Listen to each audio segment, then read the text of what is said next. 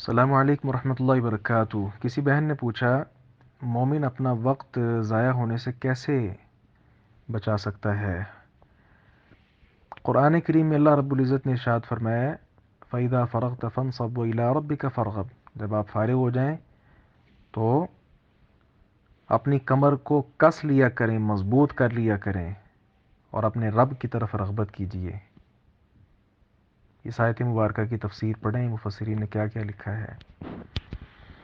اللہ اکبر کبیرہ۔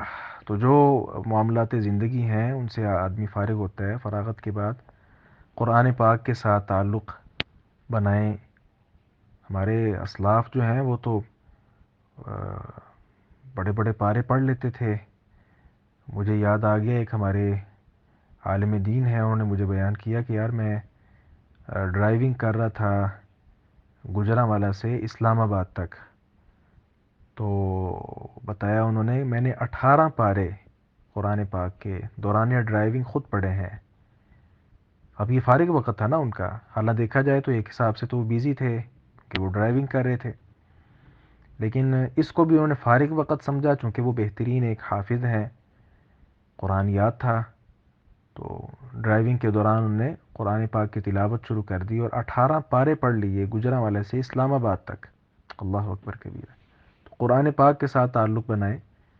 رسول اللہ صلی اللہ علیہ وسلم نے ارشاد فرمایا جو اللہ تعالیٰ قوموں کو رفعت بلندی دیتا ہے وہ قرآن کے ذریعے سے دیتا ہے۔ یرفع اللہ الذین، کس طرح ہے وہ حدیث مبارکہ، یرفع بہذا الکتاب اقواما ویضع به آخرین، کما قال صلی اللہ علیہ وسلم۔ اس کتاب کے ذریعے اللہ تعالیٰ لوگوں کو رفعتیں بلندیاں دیتا ہے، اور اسی کتاب کی وجہ سے ہی لوگوں کو اللہ تعالیٰ ذلت بھی دیتا ہے۔ اس کے ساتھ نفل و نوافل پڑھیں، ذکر اذکار کریں، لوگوں کو دعوت دینے میں اپنا وقت صرف کریں۔ بڑے کام ہیں کرنے والے، بہت کام ہے کرنے والے۔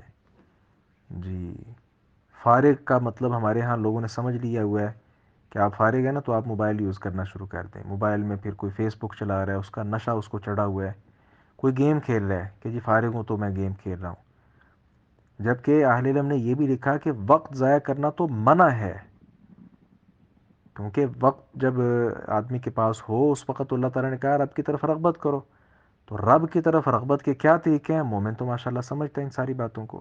السلام علیکم ورحمۃ اللہ وبرکاتہ۔